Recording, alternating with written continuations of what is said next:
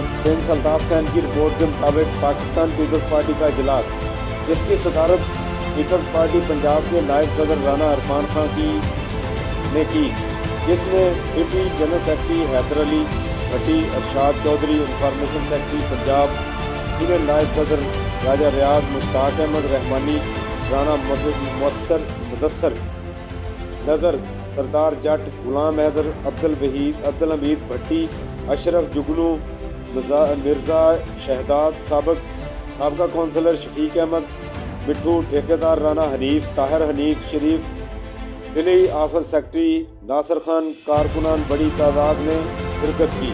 राना इरफान खान का कहना था कि बल्दियाती इलेक्शन की भरपूर तैयारी करेंगे।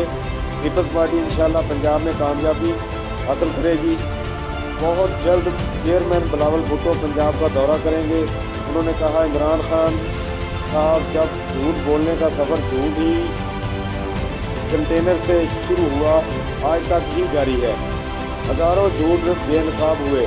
अवाम से 1 करोड़ नौकरी, 50 लाख घरों का झूठ बोला गया और हुकूमत में आने के बाद अवाम के घर भी छीन लिए गए और इनको बेरोज़गार कर दिया गया।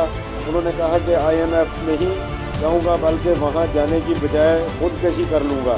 मगर कौम ने देखा कि आज IMF के हवाले से सब कुछ कर दिया गया है।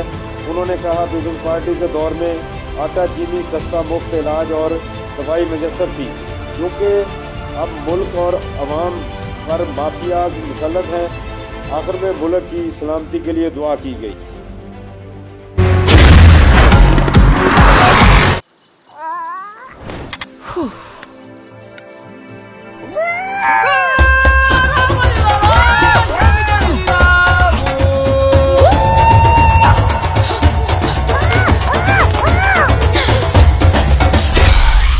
इसी से तो लाइफ में मजा आता है। हर के बाद जब सा आता है, मिर्ची की को क्लियर करे स्प्राइट की सा।